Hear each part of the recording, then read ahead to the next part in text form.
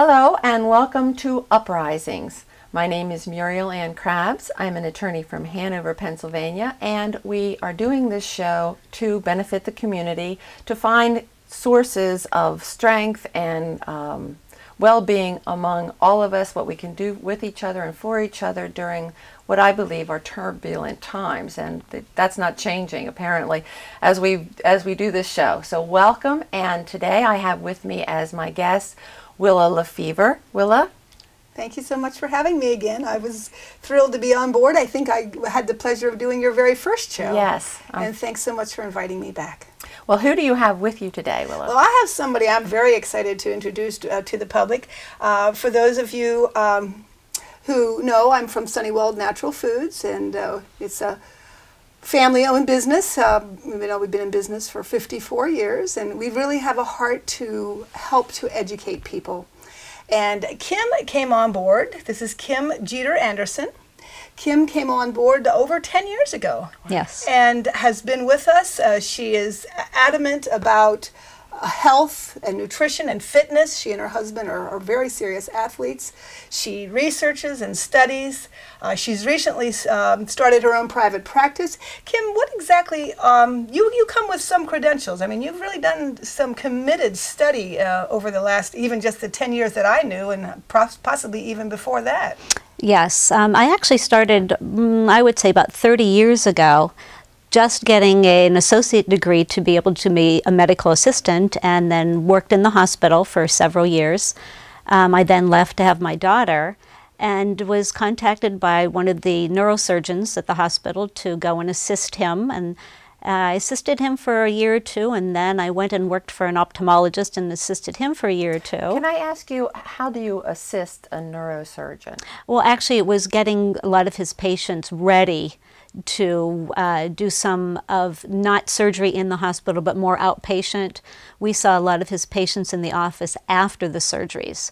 So I saw a lot of after effects that really made the gears in my head begin to turn and wonder if this was actually the field that I wanted to stay in, because at the same time I was going to school at Penn State for hospital administration. Okay. And having about 1 year left and seeing what happened to a lot of these people, I decided that that was not where I wanted to stay. You know, it's a very interesting sort of hint, but can you give us an idea of a specific type of reaction to neurosurgery that you thought was not welcome? Well, that was quite a few years ago, and that's when they used to do myelograms. Okay. To see if there were disc herniations and other abnormalities within the spine. And I had seen a lot of patients never go back to work again after having some of the testing done. What is a myelogram? Actually, a myelogram back then, I'm trying to remember, was a form of injection of dye into the spine to check to see if there was a herniated disc. Oh, okay. And do they do them anymore? They do not. We are so fortunate now to be able to have MRIs, which are far more accurate. Well, you know, the reason it seems to me that it's important is to remind people that that medical procedures come and they go. I've read, as a matter of fact, some suggestion that you shouldn't take any medication that hasn't been on the market for at least 3 years. However, you know, we are jumping on bandwagons as soon as someone says, oh, well, here's the pill that's going to, you know, X, Y, and Z, and it turns out it does a curly Q instead, and we end up with heart disease or whatever instead. Mm-hmm. So it's the unintended consequences. Was there any, is it your suggestion that the myelogram possibly could have caused the problems with the back? Well, there's always that possibility. You know, back then I was so young and really wasn't thinking about the causes. I just saw the effect. Right. And so it was just time for me to move away from that situation. And then I had the chance to move to York because I had actually been living in the Pittsburgh area, and was fortunate actually to get one of my first jobs of working with a chiropractor in the area, who really then began to open my eyes up to alternative ways of helping the body be a lot healthier. Mm-hmm. So you are are positively inclined to chiropractic? Oh, absolutely. Okay. Absolutely. That is almost always my first choice when it's some type of back issue and or even some type of sports injury. We were unfortunate a couple years ago. My husband had a complete disc herniation with L5 nerve compression, and we did no medical intervention at all, and within a year he was back doing everything that he wanted to do and more. Isn't that fascinating? You know, there's a real problem that I see is between the medical community and the non-medical community. That is, seems that, you know, doctors, and sort of understandably, are jealous of their arenas, so that if someone suggests an alternative, homeopathic, I guess is what you would be involved in.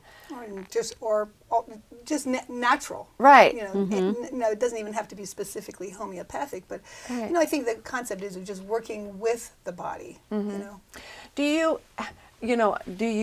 know any doctors, I mean medical MDs, who are supportive of your approach, or the approach, that the homeopathic or the natural approach?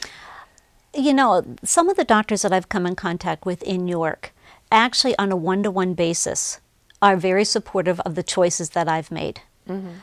Because I've been very compassionate, where I will actually just put my hand on their arm and say, I truly have peace about the choices that I make to maintain my health. And they're okay with that. You know, and they'll say, I do thermography for breast health. I shouldn't say for breast health, to determine if there's any abnormalities, because I personally, will not have a mammogram done. Okay. And well, what is say it again? Thermography. What is that? Thermography is actually using heat to detect if there are any cell changes within the body. And we are fortunate to have a chiropractor in the Carlisle area who does thermography within the York County for those of us who choose to use thermography instead of mammograms. And the mammograms, the challenges with them has to do with it's an X-ray. Well, with radiation, concentrated radiation in one specific area, which does not work for me. I don't want to radiate my breast. That is just my choice. Right. Well, I mean, it sounds like it makes sense. You know, we and I can't stress enough that there's been so many approaches over the years that are no longer in vogue. I mean, things come and go, and it might turn out that mammographies perhaps exacerbate a condition. I mean, I don't know, and it is something beyond me, definitely. But I mean, I have a picture. I don't know where I put it because it's pretty gruesome, but it's of a surgeon with students, and he's wearing a bloody apron, and his hands are all bloody. I mean, it's obvious there's no precautions taken, and this is pre the realization that sanitation was so important to keeping people healthy in hospitals and that. I mean, so we always, for some reason, believe, and I think it's called hubris, that we know it all, and it's all known, and it's all known now, and that which was old is no good, and that's which new is what we're going to do. And it turns out, like, just as women had gone back to breastfeeding, once it was realized how important the initial feeding from the breast is for the benefit of the child. But you know, in our earlier day, you know, my mother, I remember making all the formulas for the and she was told that only lower class women were the ones who breastfed their children. Yeah, unfortunately, I wasn't breastfed either. Oh, well. Wish I would have been, but thank you for the confession. It probably explains a whole lot. But you know, a lot of we made it through. I'm not to say that we suffered tremendously, but who's to say? Yeah. That, and I love Willa's statement about health coming from the farm, not the pharmacy. So I presume now what you were saying basically is that you do not. Well, we didn't really get into what is your practice called and what is it? I'm a wellness and nutritional consultant. I focus on getting the body healthy from the inside out. Okay. So since I've done the body ecology certification, that is where I really honed in on working with the gastrointestinal tract, because we do know that the intestinal tract can be responsible for up to 85% of our immune system. Oh, really? So if our intestinal tract is healthy and we have the majority of good bacteria opposed to bad bacteria, that can be a real plus when it comes to our immune system. You see, now you say, we know, but I didn't know anything You about didn't know that. And that. I would gather that most people watching this have no clue. For instance, what is the gastrointestinal tract? Well, it starts at your mouth and it goes all the way to your anus. Oh, And we do really? know that good bacteria inhabit that whole area. Unfortunately, what happens is when we eat the standard American diet and we use over-the-counter drugs and take antibiotics, that we disrupt that good flora balance. So it kind of puts us at a disadvantage when we need to have our immune system become active to keep us healthy. Well, good health is what I'm really interested in promoting, you know, locally. Of course, we can only touch those locally, I think. But so I would like you to be able to tell us more about what you do, what really your background. In about a minute and a half, we're going to take a break. So let me see. We had you working for a neurosurgeon, working for a chiropractor. Did you have any other experience in the medical field? I had worked for an ophthalmologist. I actually was a dental assistant for a short period of time. I didn't know you were old enough to have done all this already. Kim, you sound like a person who just can't hold down a job. Which is, I just it's love because you doing were all that. breastfed. That's the thing. No, she's growing and learning. And, you know, and I Yeah. think the important thing for us to realize is that at any given time, we only have part of the information. Yeah. And I think, I couldn't imagine doing one thing for 40 years. All right. I look back and I go, wow, I really learned a lot. Well, I don't think you really can do just one thing for 40 years. Even if it's the same person, your life, the fact that you've matured changes whatever it is that you're doing. Absolutely. And the experience that you've gathered every single day of your life. So you then, I guess, apparently went to school for this continuing education. Yeah, I'm continuing learning, a certified natural health professional, so I spent many weekends away doing that. Right now I'm in the midst of still working towards my ND. I'm doing a food psychology course right now. What's an ND? The Doctor of Naturopathy. Okay. Well, when we come back, we're going to take a break, and we'll be right back to further our discussion. Thank you for joining us.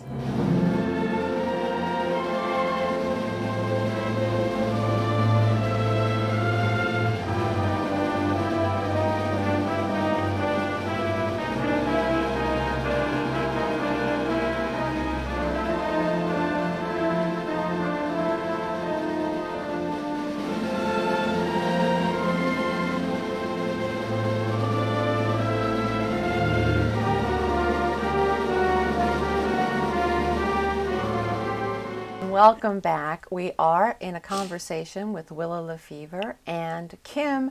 Tell me your last name again. Jeter Anderson. Kim Jeter Anderson. I guess that's your maiden name with your married name. That's correct. She's a hyphenated individual, and we're happy to have her and Willa too. Kim, you were talking about your sort of background in your field. I think you had told me that you had personal physical problems that helped bring you to where you are today. What is that? I actually did. Unfortunately, I had an eating disorder for 10 years. Oh, really? And I actually healed myself. Now, when you say eating, can you describe it more? Yeah, I was bulimic for 10 years. Oh, my gosh. That was after I had my son. And so it was roughly from age 20 to age 30. That is in itself a fascinating subject to me. Absolutely. Yeah.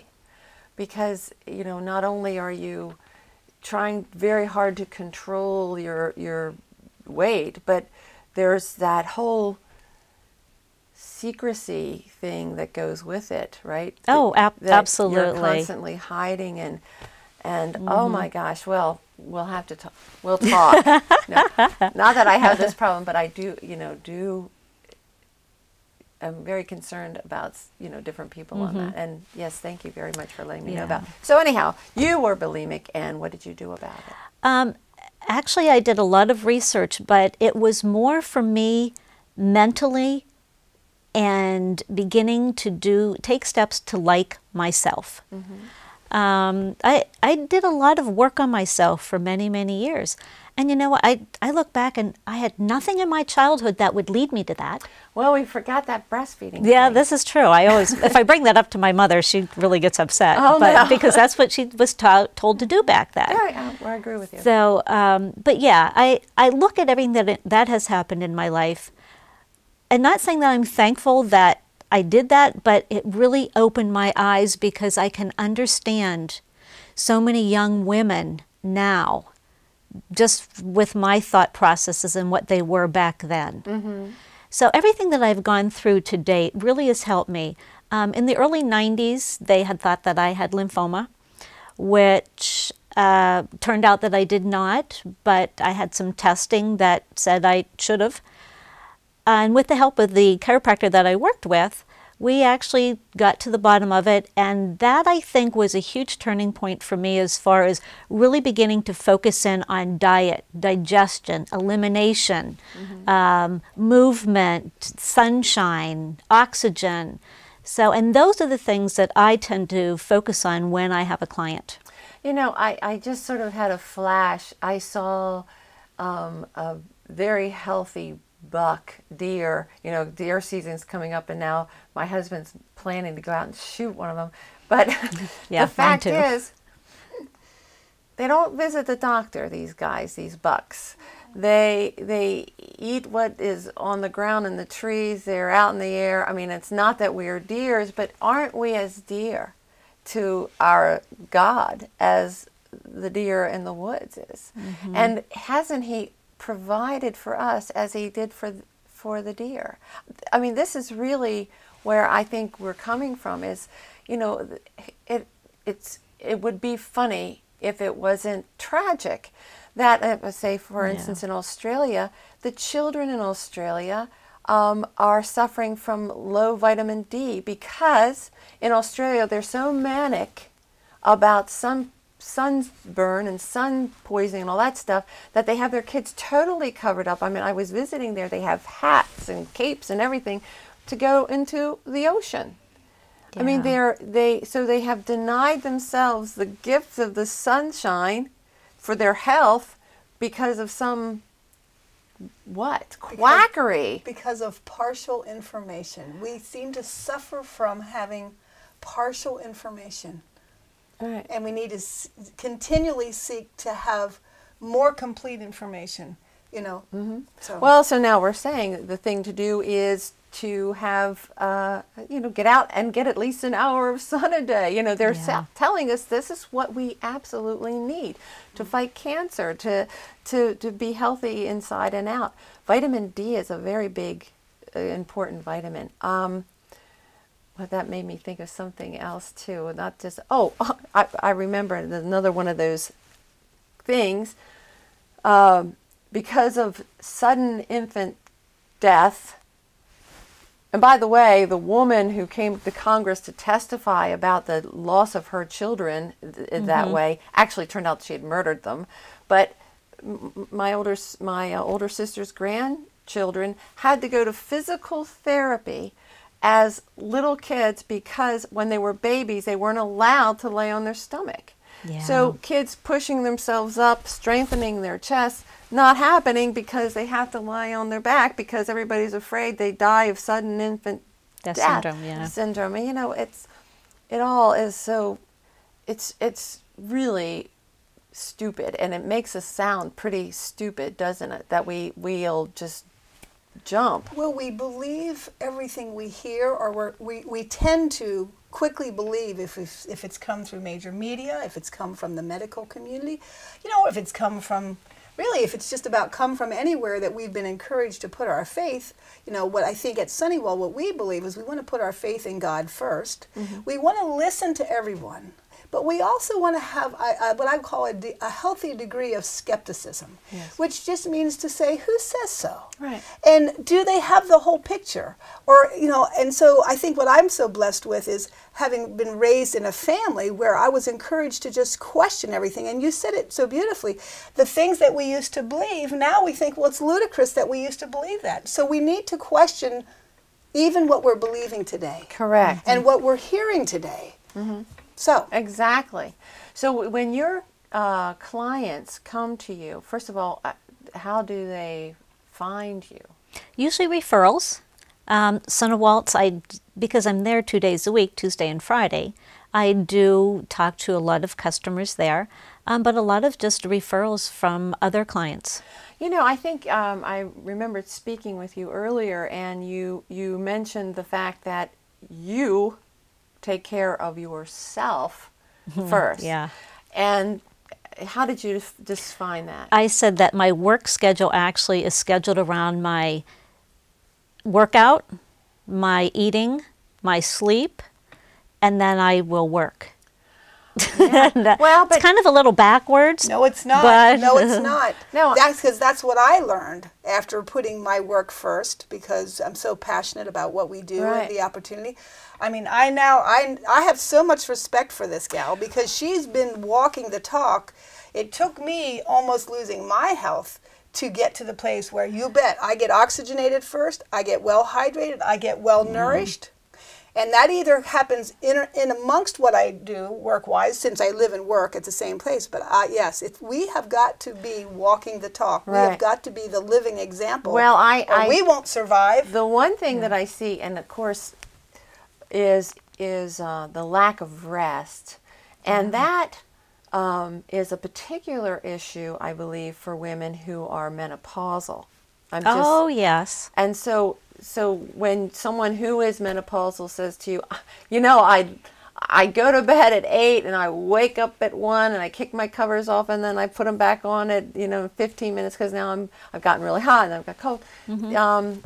Can you just sort of give us an idea of what you would suggest a person in that condition do? First of all, I really ask them to calm down, because we've been made to feel that menopause is a disease or it's something terrible for us to go through.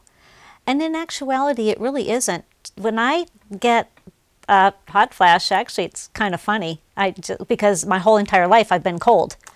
So, now I have these periods of being rather warm, which it's kind of nice. But we look at, first of all, what are they eating? Because we do know that there are some foods that will make you hotter than others. Okay. We know that if somebody has a real high protein diet, that can do it. I've read a lot of literature where eggs will do it, where soy might do it. Soy can be for or against menopause. Anything that might increase the estrogen levels for some women can either make it worse or make it better, so that is something that you'd have to find out individually. Mm-hmm. And a lot of times we'll use herbs. Valerian for me is always a really nice one to help you sleep at night. So per individual, you really would have to look at their whole lifestyle to get an idea. I'm really not of the school that there is a cookie cutter protocol for everybody.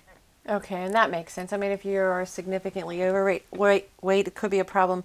The other thing that I noticed is that any kind of ache, not any kind of ache, but many of the internal aches are related, as you said, to something you've eaten and to the fact that you haven't moved. Whenever, I start the morning playing ping pong. I just love it. First thing in the morning I'm running and laughing and paying attention to this little ball. And it's just a great way to start the day. Of course, drinking a ton of juice. And I have to tell you really quickly, I have... you know how people give you tomatoes and vegetables and you have too much of.